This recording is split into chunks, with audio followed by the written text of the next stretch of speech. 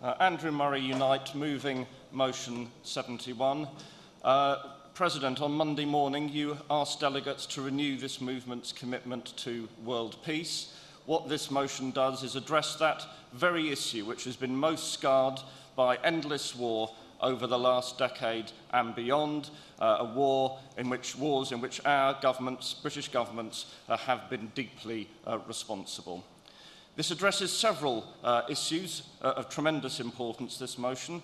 The one on which I can, I think, be briefest is the question of Palestine, not because it is not of central importance. We all know, the experience of the last 60 years teaches us, there will be no peace in the Middle East without justice for the Palestinian people.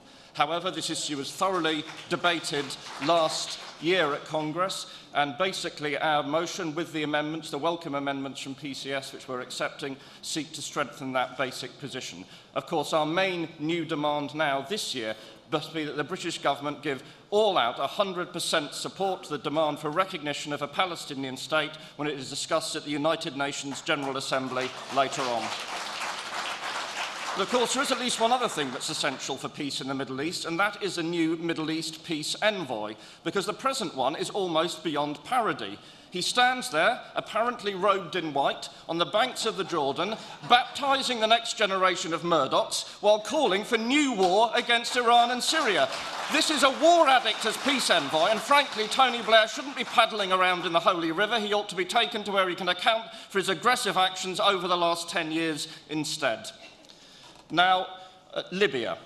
Of course, there may be some colleagues here who will think that the situation in Libya has changed and has changed for the better, but we need to be very careful on this issue.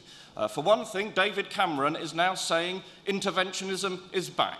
That is the last thing the Middle East or the world needs. And let's remember that David Cameron sought support for this war in Libya on the basis of one issue only, the protection of civilians. Well, if it was about protecting civilians, quite apart from the absurdity of bombing them in order to protect them, why did the British government brush aside one ceasefire proposal after another, and even now continues to brush aside all peace proposals from the African Union and from anywhere else? It is hypocrisy. This was another war about regime change in an oil-rich Arab country.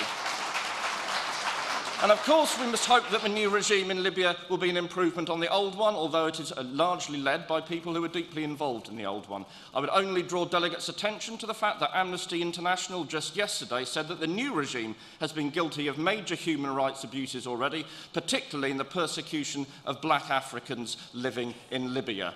So we must reaffirm the position that was taken by Unite, Unison and other unions earlier on this year, that this war was a mistake, and in particular we must reject the idea once and for all that is so prevalent in Westminster that the British government has the right to choose which regimes around the world are legitimate and which are not, and intervene to impose regime change. In relation to Afghanistan, I believe the issues are even clearer and starker. This is a war that has now been going on for 10 years, as long as 2 world wars put together, and it's been going on for at least 9.5 years after its original object, removing the bases of those responsible for the terrible atrocities of 9/11, was accomplished. It is now a war to prop up a discredited pro-Western regime, which is officially the most corrupt regime in the world, which passes legislation banning women from leaving home without a male escort, which has presided over an epic increase in opium production and has no democratic legitimacy or credibility. And this is a war even more dangerous in its regional implications possibly than the war in Iraq. It is now spreading into Pakistan, a nuclear-armed country, destabilising the situation there. It is fraught with disaster and it should be brought to an end now. There is not a single general, diplomat or expert anywhere in the world who now believes this war can be won. Everyone knows it will have to end in a political settlement, a political negotiation involving all parties in Afghanistan. And it is wrong that David Cameron should say he won't even think about withdrawing until 2014. Well, that will mean the loss of life of hundreds of more British soldiers drawn often economic conscripts from deprived communities in a war that is utterly pointless, utterly unjust, and nothing more will be achieved. This withdrawal from Afghanistan should begin now and without any further delay. And we ought to just have a couple of questions for David Cameron. If this is an age of austerity, how can you find £4 billion a year to attack Afghanistan? How come your big society is big enough to occupy Afghanistan and bomb Libya, but not big enough to keep open care homes and libraries here at home?